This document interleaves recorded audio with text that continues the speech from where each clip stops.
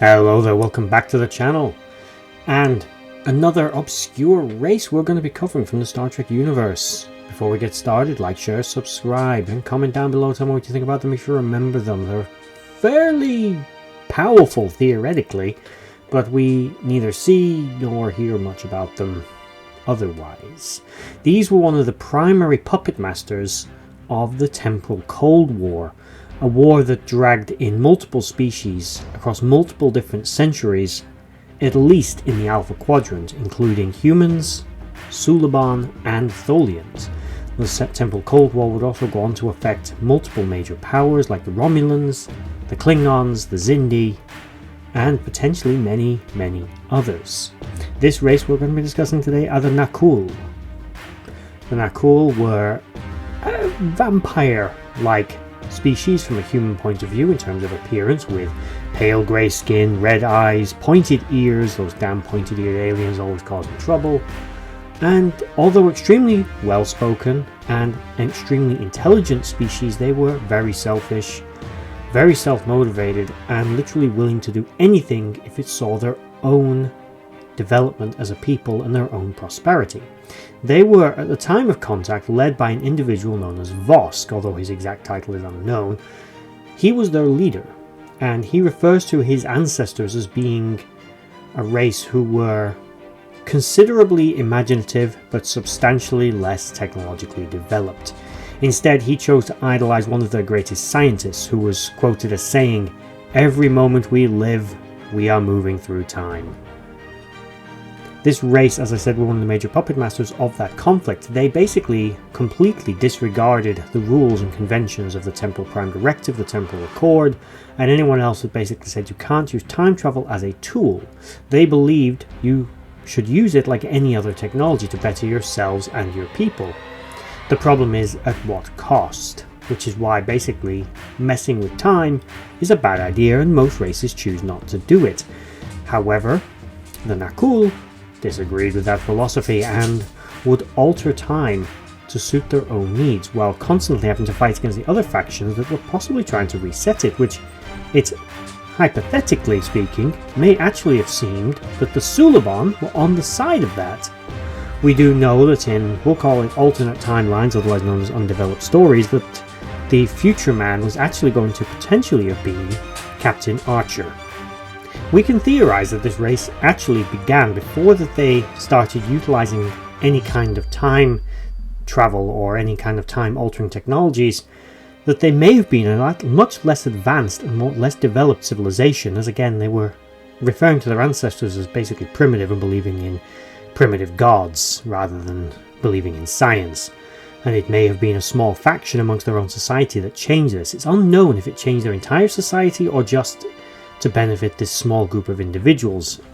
I believe, out of dialogue, it is indicating that it was to change the destiny of all of their people, as, again, to quote them when speaking to the humans of whose history they were currently manipulating, "You fight for control of nations. We dominate entire worlds. We expand our will across time. If your race were to endure for 1,000,000 years, you couldn't begin to approach what we've accomplished." Entitlement in one sentence, if you've ever heard it. Extremely arrogant and very entitled. However, they would ultimately be defeated by humans from the 22nd century that travelled back in time to the 20th century to stop their efforts, although those humans had a little bit of help from temporal agent Daniels, who sent them back in time. All of these things are connected, although the exact ins and outs of the Temporal Cold War are not entirely very well understood. We do know that this race was one of the major participants in it. We know that one of the key events that they changed in human history was it was likely that they were responsible for it. They assassinated Vladimir Lenin, preventing the rise of the Bolsheviks and the creation of the Soviet Union. This allowed the Nazis to be substantially more powerful during the Second World War and expand to become a globally dominant power.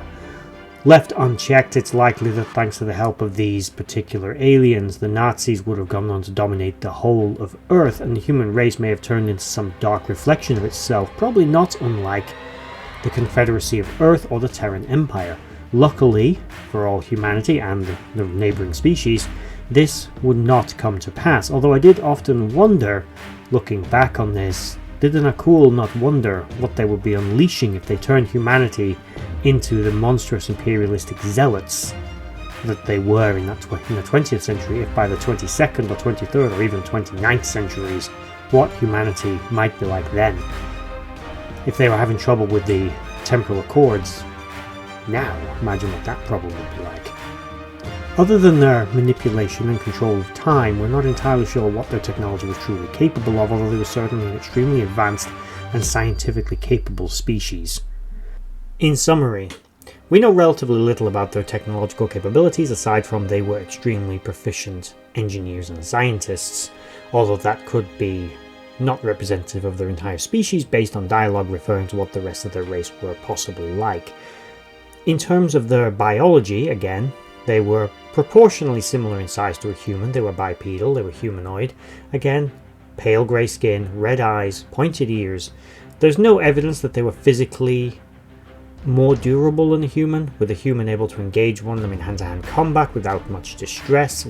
This indicates that the two races were at least evenly matched, if humans perhaps didn't actually have an advantage of some degree. There's also, as I said, no evidence that their bodies are more durable, as they seem to be susceptible to the same sorts of fatal injuries as a human. So, as much as they were trying to rewrite history to benefit themselves, biologically, they were no better than we are.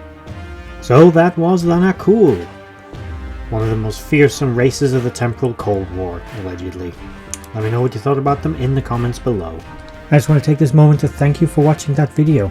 If you liked what you saw, please check out my social links in the description box below to Instagram and Twitter and others, and also is down there a link to my Patreon page where you can support this channel and the others as I try to grow this franchise and do this more regularly. If you made it all the way to the end of this video, thank you for watching and bye bye.